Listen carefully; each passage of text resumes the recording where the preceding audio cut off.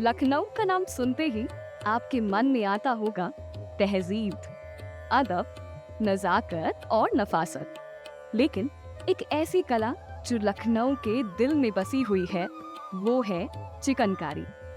चिकनकारी सिर्फ धागों से बुनी गई कढ़ाई नहीं, बल्कि लखनऊ की गंगा जमुनी तहजीब की आत्मा है। ये कला शानदार नवाबी दौर से लेकर आज की नई पीढ़ी तक अपनी खास जगह बनाए हुए है। लखनऊ की तंग गलियों में चलते हुए हर नुक्कड़ पर आपको इस कला की झलक मिलेगी।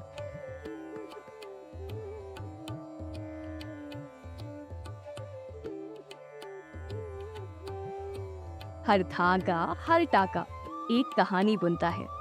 लेकिन क्या आप जानते हैं, चिकनकारी केवल कपड़ों पर बनी सुंदर कढ़ाई नहीं, बल्कि सदियों से इस शहर की रिवायत का हिस्सा है। चलिए इतिहास में चलते हैं। ऐसा माना जाता है कि चिकनकारी की शुरुआत मुगल काल में हुई। कहानी ये है कि बेगम नूरजहां इस कला को भारत लाईं। लेकिन ये सिर्फ एक मुगलानी शौक तक सीमित नहीं रहा। कुछ इतिहासकार मानते हैं कि ये कढ़ाई फारस यानी आज के ईरान से आई थी और धीरे धीरे भारत में, खासकर लखनऊ में बसी। ये कला सिर्फ राजमहलों में नहीं, बल्कि लखनऊ के आम लोगों में भी पसंद की जाती थी। चिकनकारी यहाँ के हर खास और आम इंसान की पहचान बन चुकी थी। चिकनकारी के बारीक और महीन टाके इसे और खास बनाते हैं। इसमें आपको दिखाई देंगे बेहद बारीक और अनूठे टाके, जैसे बखिया जो कपड़े के अंदर से किया जाता है,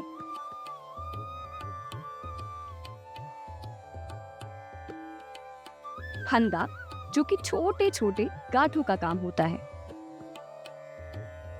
जाली का काम जो कपड़ों में छोटे छोटे छेद बनाता है, और मुर्री जो बीज जैसे आकार देता है। चिकनकारी में कुल मिलाकर 32 तरह के टाके होते हैं। सोचिए हर टाके में कितनी मेहनत और बारीकी छिपी होती है। चिकनकारी का सफर सिर्फ इतिहास और कला तक सीमित नहीं है। ये आज भी हजारों घरों की रोजी रोटी का साधन है, और उसमें सबसे बड़ा योगदान देती हैं लखनऊ की महिलाएं। चिकनकारी से जुड़े कारीगरों में 80% से ज्यादा महिलाएं हैं, जो अपने घरों में रहकर इस कला को जिंदा रख रही हैं। ये महिलाएं अपनी कढ़ाई से न सिर्फ कला का निर्माण करती हैं, बल्कि सशक्तिकरण की मिसाल भी हैं। उन्होंने चिकनकारी को एक ऐसी विरासत बना दिया जो हर घर के आंगन में सांस लेती है। ये कला उनके लिए केवल रोजगार का साधन नहीं, बल्कि उनकी अस्मिता का प्रतीक है। अब अगर आप सोचते हैं कि चिकनकारी सिर्फ साड़ियों और दुपट्टों तक सीमित है, तो आपको ये जानकर हैरानी होगी कि इस कला ने अब फैशन की दुनिया में भी अपनी खास पहचान बना ली है। आज के दौर में crop tops, maxi dresses, jackets और यहाँ तक कि वेस्टर्न परिधानों में भी चिकनकारी का जादू बिखरा हुआ है। कभी लखनऊ की गलियों में कढ़ी गई ये सादगी अब अंतर्राष्ट्रीय फैशन शोज तक पहुंच गई है। चिकनकारी ने खुद को एक पारंपरिक कला से ग्लोबल फैशन स्टेटमेंट में बदल लिया है।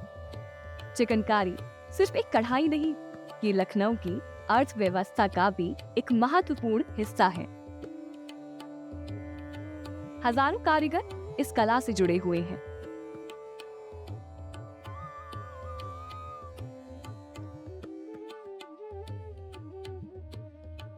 जिनके लिए ये रोजगार का एक प्रमुख स्रोत है।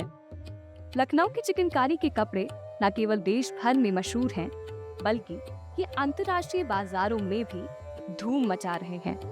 और आपको ये जानकर ताज्जुब होगा कि भारत के हस्तशिल्प निर्यात में चिकनकारी का हिस्सा लगभग 25% है। जहाँ एक ओर चिकनकारी की चमक बढ़ रही है, वहीं दूसरी ओर इसके कारीगरों को कई चुनौतियों का सामना भी करना पड़ रहा है, जैसे मशीनों की बढ़ती ताकत,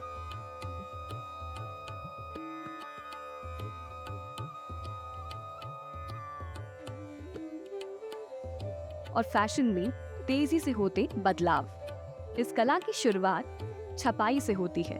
सबसे पहले कपड़े पर एक नाजुक सा डिजाइन छापा जाता है, एक विशेष रंग से जो अस्थायी होता है।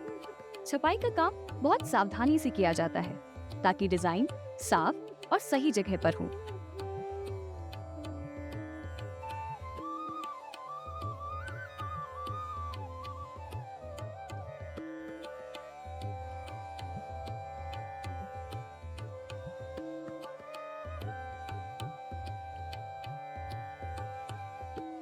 इसके बाद बारी आती है कढ़ाई की। यहीं से शुरू होता है असली हुनर।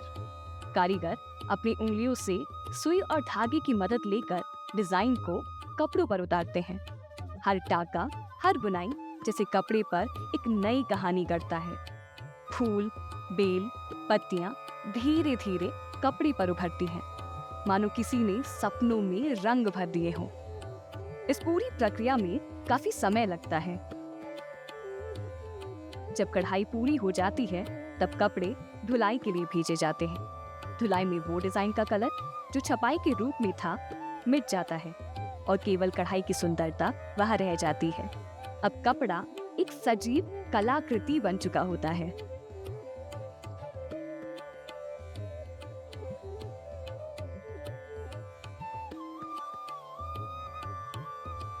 हर बार जब हम इस कला को पहनते या खरीदते हैं, हम एक जीवित धरोहर को संभाल रहे होते हैं, जो सदियों से लखनऊ की गलियों से निकलकर हमारे जीवन का हिस्सा बन चुकी है।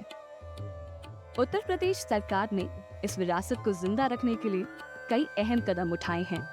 वन डिस्ट्रिक्ट वन प्रोडक्ट जैसे इनिशिएटिव के तहत लखनऊ को चिकनकारी का एक नया मुकाम दिया है, जिससे न सिर्फ इस हुनर को नए बाजार मिलेंगे बल्कि इसमें काम करने वालों को रोजगार के नए मौके भी मिलेंगे।